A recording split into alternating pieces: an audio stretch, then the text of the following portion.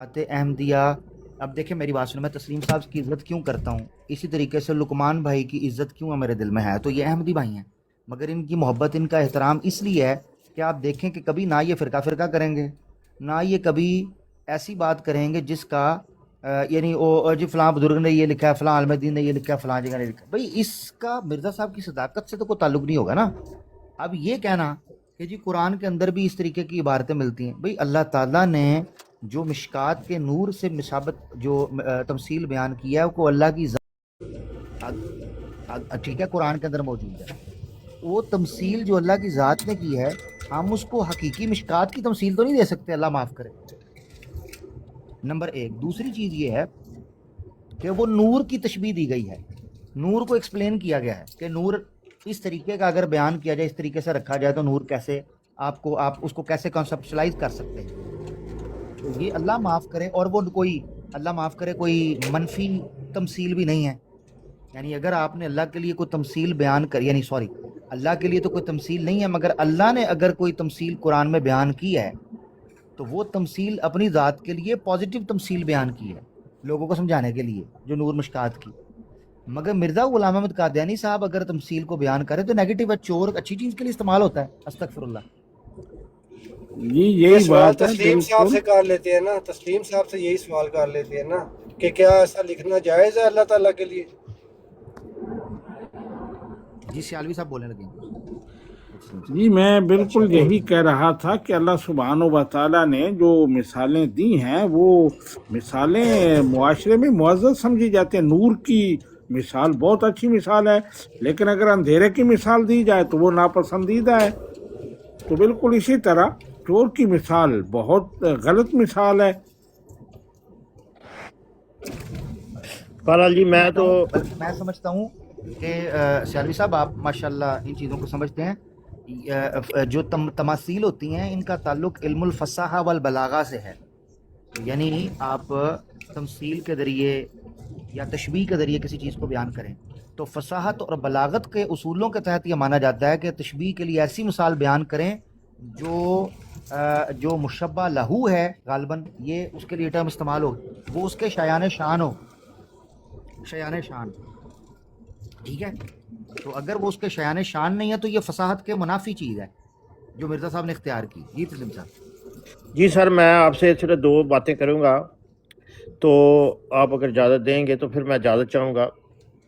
بہرحال یہ سن لیں، کہتا ہے جی تاریخ گواہ ہے کہ پہلے کس نے وار کیا تھا، اسلام کی حرمت پر کس نے سنگسار کیا تھا، براہین احمدیہ تو محض ایک دفاع حق ہے، آریہ کے دجل کو حبیب جس نے جالب تار صاحب، تار کیا تھا۔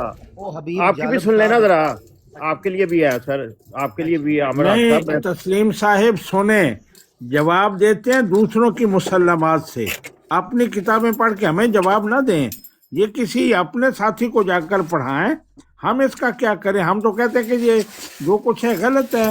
آپ کوئی مخالفین کی جو آپ کے سامنے ہیں ان کی جو مسلمات ہیں ان سے پڑھ کر سنائیں کہ انہوں نے اگر آپ کے حق میں کوئی بات لکھی ہے کہ ہاں مرزا صاحب نے یہ اچھا کیا تھا اور انہوں نے واقعی دفاع کیا تھا اسلام کا، تو پھر بات کریں۔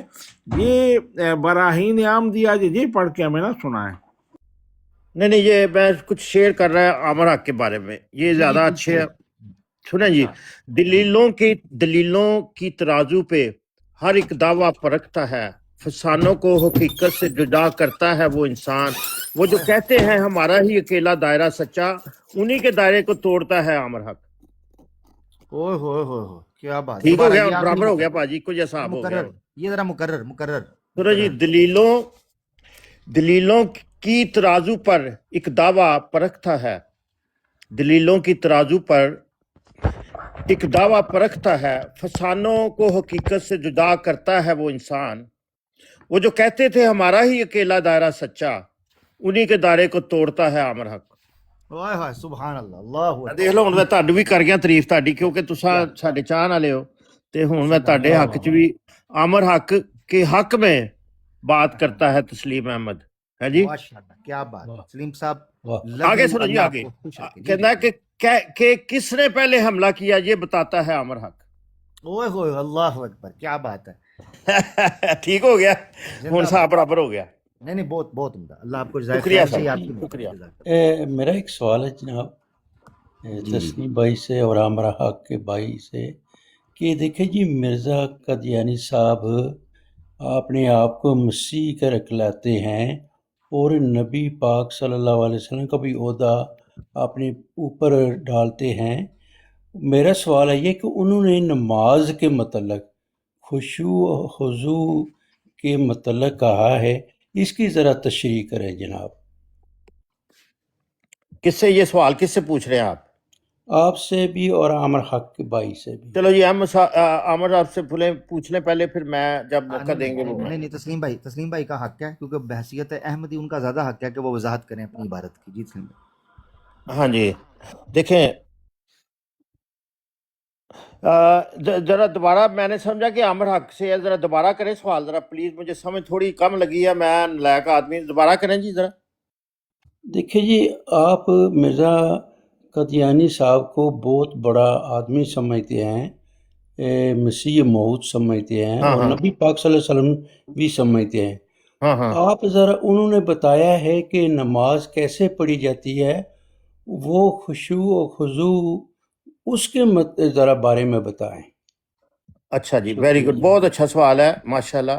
تو مجھے ذرا تھوڑا سا کچھ سیکنڈری چاہیے، کیونکہ میں آپ کا سوال دیکھیں میں اتنا عالم نہیں جتنا عامر حق صاحب ہیں۔ میں آپ کو جماعت احمدیہ کا جو نقطہ نظر ہے وہ میں دوں گا، اگر آپ مجھے اجازت آپ دے دی آپ نے مجھے اجازت، میں بس انشاءاللہ کوشش کرتا ہوں کہ آپ کے سوال کی طرف آؤں۔ اچھا جی دیکھیں حضرت مرزا صاحب نے اپنے آپ کو ایک حضور صلی اللہ علیہ وسلم کی اتباع اور پیروی میں اور ان کی غلامی میں اور ان کے فیض سے جو چیزیں حاصل کی ہیں، فنا فی اللہ ہو کر انہوں نے کہا ہے کہ میں وہ شریعت لے کے آیا ہوں جو نبی پاک صلی اللہ علیہ وسلم کی شریعت ہے۔ میں کوئی ایسی شریعت نہیں لے کے آیا کہ جس سے آپ مجھ پر اعتراض اٹھائیں کہ بھی میں کوئی اپنا کوئی دین پیش کر رہا ہوں، بالکل نہیں۔ اور جماعت احمدیہ اگر آج دنیا میں کھڑی ہے نا تو اس بیس پر کھڑی ہے کہ ہم نے نبی پاک صلی اللہ علیہ وسلم کو اپنا راہبر اور اپنا رہنما اور رحمت للعالمین جی اور تسلیم صاحب خاتم النبی۔ مینوں جدو تھی سوال دا جواب دین لگو نا صرف منو بس اٹھا دینا جب آپ جواب شروع کریں، میں نے کہا ذرا میں آنکھ چلو جی لگا رہا ہوں۔ میں وہ آپ کے سن لیں، اب میں سنتے ہیں۔ انہوں نے